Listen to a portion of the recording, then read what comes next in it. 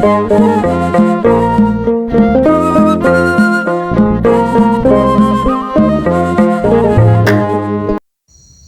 Abbaa, kan Ilmaa, kan Hafuura Qulqulluu, Waaqayyo tokkotti ni amannaa.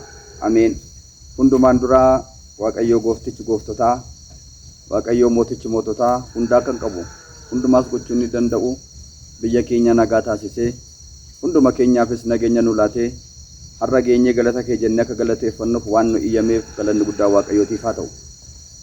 Uummata Waaqayyoo biyya keessaa biyya alaa kan jirtan hundumtuu nagaa Waaqayyo jiraataatiin nagaan sin gaafadhaa. Attam jirtu? Ameen. Nagaan galanni Waaqayyoo hunda keenyarra oolee bulee kan jiraatenuuf haa ta'u. Kadhannaan Giiftii Maaramii, eegumsaan ergamootaa, waadaan abbootii keenyaa kan qulqullootaa, wareegamtootaa, arjummaan abbaa keenyaa kan madaa'anii alam hunda keenyarra oolee bulee haa jiraatu. Egaa maatiiwwan Waaqayyoo akka jaalala Waaqayyootti barumsuun amma waliin barannu waa'ee adoolessa 19, waa'ee ayyaana qulqullicha Gabrielii fi waa'ee yaadannoo mucaa daa'ima Qirqosii fi harmeesaa Yeluuxaa taa'achaati. Egaa waa'ee seenaa kanaa mata duree godhannee kan nuti waliin barannu Faarsaa Daawit 65 yookaan 66 lakkoomsa 12 irraa ijoo jiru bu'uura godhanneeti waliin baranna jechaadha.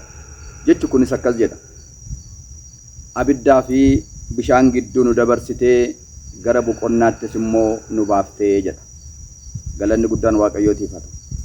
Abbaan keenya Daawit waa'ee boqonnaan dhala namaadhaa gaafa ilaalchisee gaafa raajii raaju maal jedheenii abiddaa fi bishaan gidduu nu dabarsitee gara boqonnaattis immoo nu ceesifte yookaan nu geessitee jedha.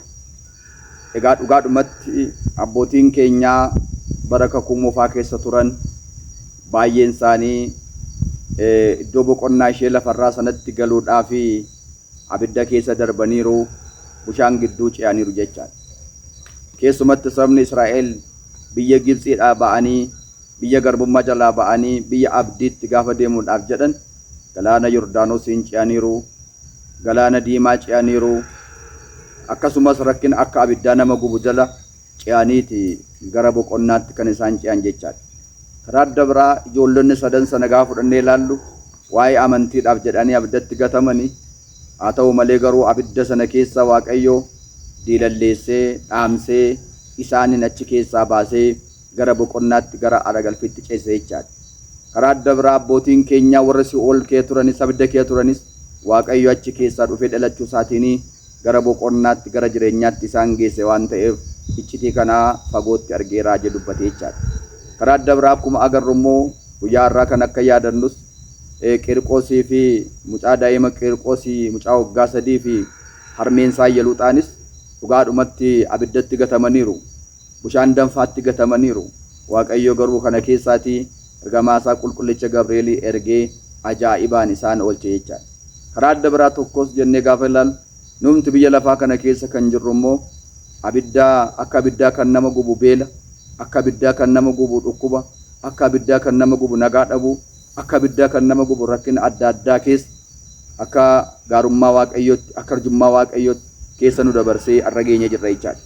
Kanaafiyyuu maatiiwwan Waaqayyoo Daawit maal jedheeni abiddaa bishaan gidduu nu dabarsitee gara boqonnaatti immoo nu ceesistee kan inni jedhu iccitii kana ibsaa jechaadha.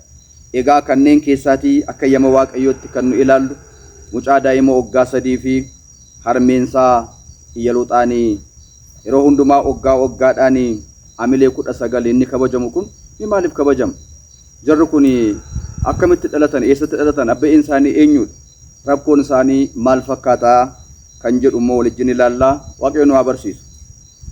Qirqosii fi Yeluuxaanii biyya isaan jiraatanii magaalaa Room ture. Magaalaan Room keessaa immoo Angibeen iddoo jedhamtu ture. Dhugaadhumatti Room kan jedhamtu kun magaalaa guddoo Xaaliyaaniiti.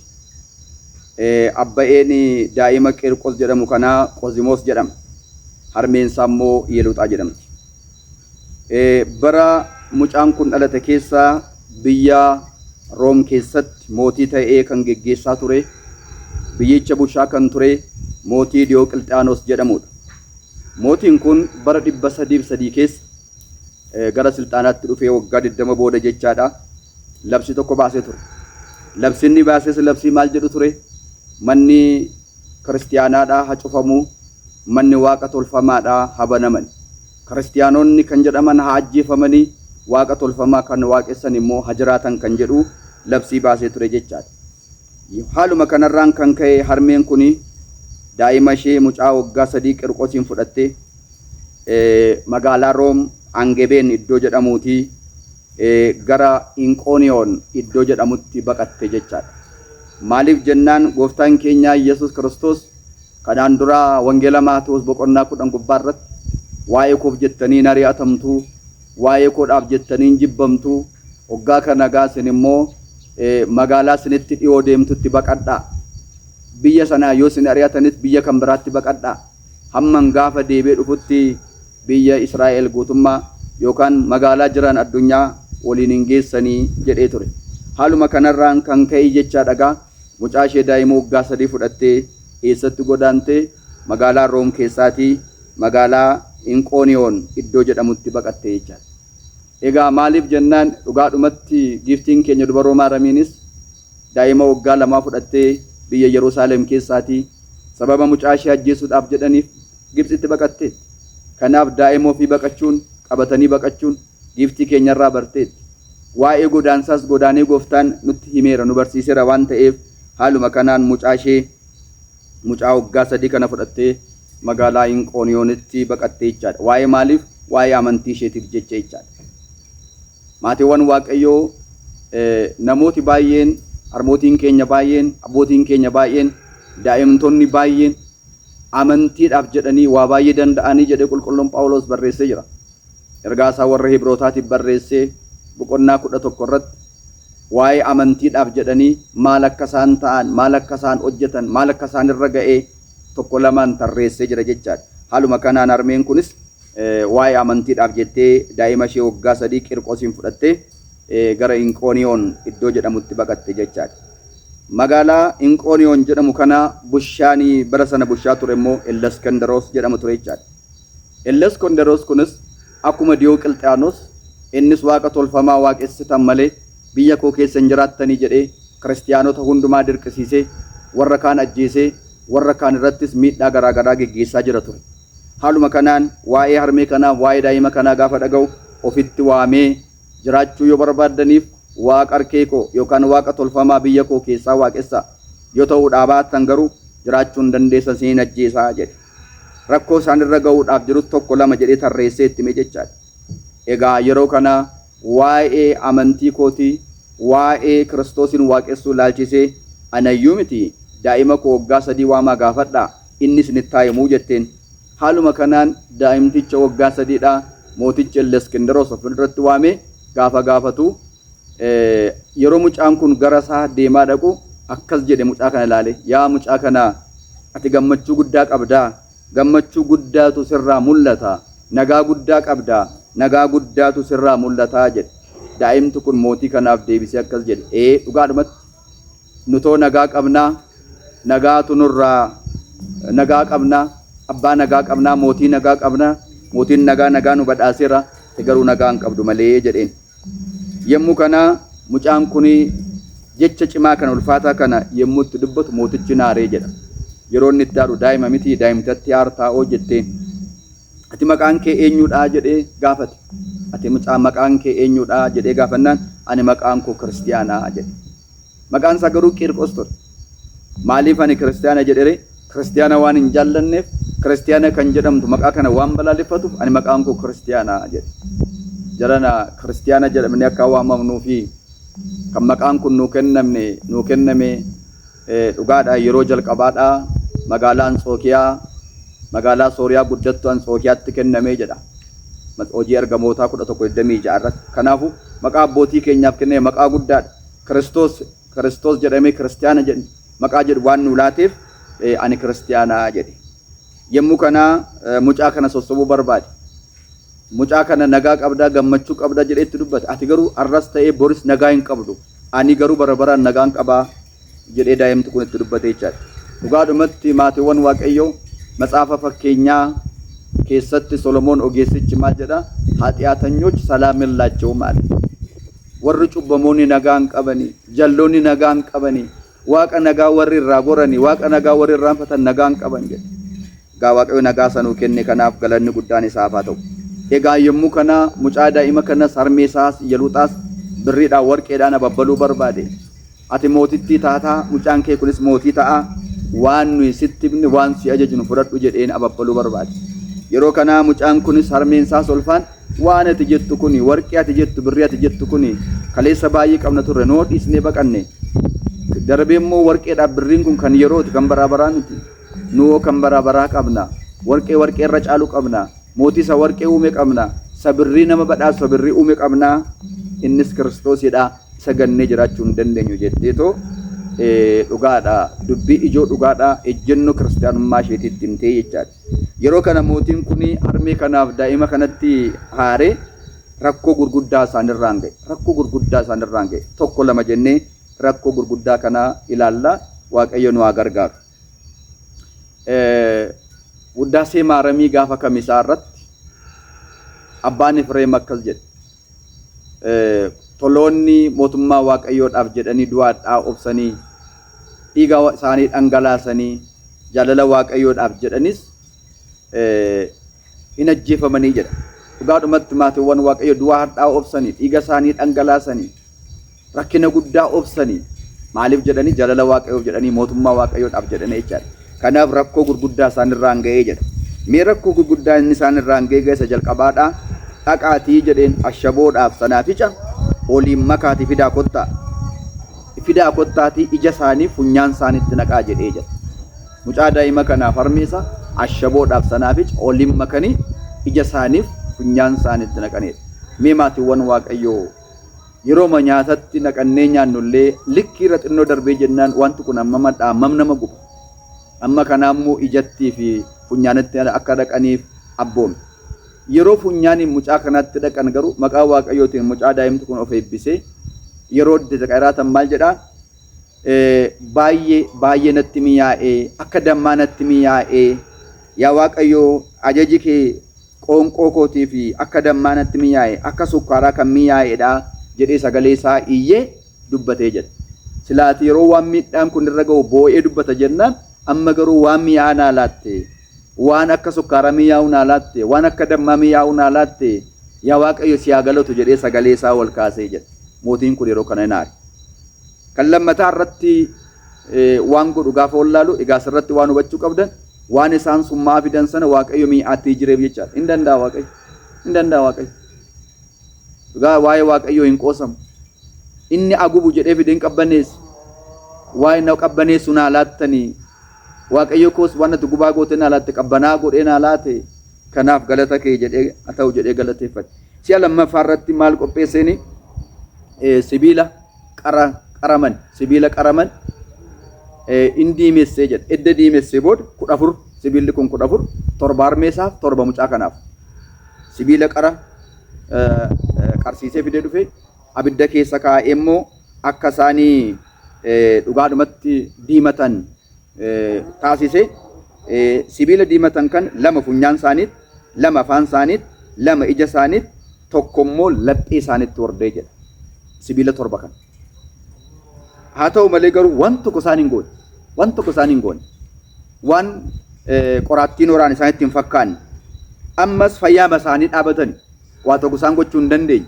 Mootiin kun amma gaafa kan argus baay'ee guddaa aaree jedha. Edda guddaa aaree booda maal gochuun narra jiraata? Daa'ima kanaaf harmeessaa kana isaan asimaatii guddaa qabu, humna guddaa qabu, isaan balleessuu hin dandeenye, waan ani isaan miidhu jedhe isaan miidhuu hin dandeenye. Maal gochuutu narra jiraata jedhee namoota hafuura asimaatii qabanii namoota beektota jedhamu biyya sana kee jiran waamee mariisisee jedha. Hoggaa kanatti isaan sun maal jedhaniin sibiila guddaa isaa hojjechiifne sibiila guddaa hojjechiifnu kanaan akka isaan daakamanii akka isaan lanqaxamanii du'an taasifna jedhanii sibiila kana hojjechuudhaaf illee haga guyyaa 40 isaan fixee jedha. Amma kanatti maayidhaa keessa turan jedhee jedha. Egaa asirraa booda yeroo amma sibiila kana qopheessanii sibiila kanaan akka qulqullaa'aa goorgisidaa kan lanqatan sana yeroo lanqatuudhaaf jedhan ammas waaqayyo keenya maqaan isaa ulfaatuutti du'a keessaa kaasee jara kana jiraatota isaan godhee jechaadha. Gaafa sana immoo guyyaa 40 kana gidduutti Mootii kana immoo Waaqayyo afaanii dhee jedha. Maaliin afaanii dhee? Akka inni waan dubbanne afaanii dhee seexanni garuu dhufte akka inni waan kun hojjetamee miidhaman taasifte garuu waan tokko hin taane ammas jedha. Jarana baaburaan daakamaniif hin du'ani. Bishaan lixaniif hin du'ani. Abiddatti gatamaniif hin du'ani.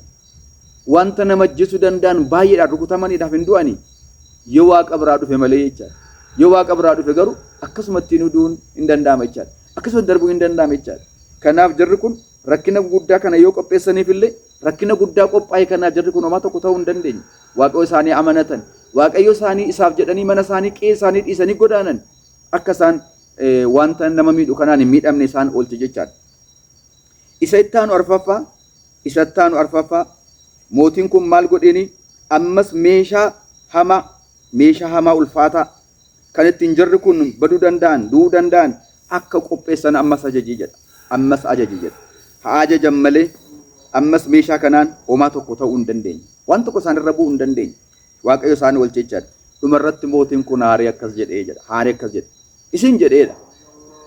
Dhuguma Waaqayyo keessan kun isatu du'a kiyaas hin kaasiyam jedhee haaree waan godhu isa wallaalee jedha. Amma kopheen millatti kaawwadhu kun gogaa maalirraa hojjetame? Kopheen millatti kaawwadhu kan amma Waaqni keessan kadhattanii jennaan lubbuutti deebisee san gaafa gogaa gaafa irraa hojjetamee sana lubbuutti deebisee san gaafa sana ta'uu danda'a jedhee gaafate. Yaa mootiin danda'a.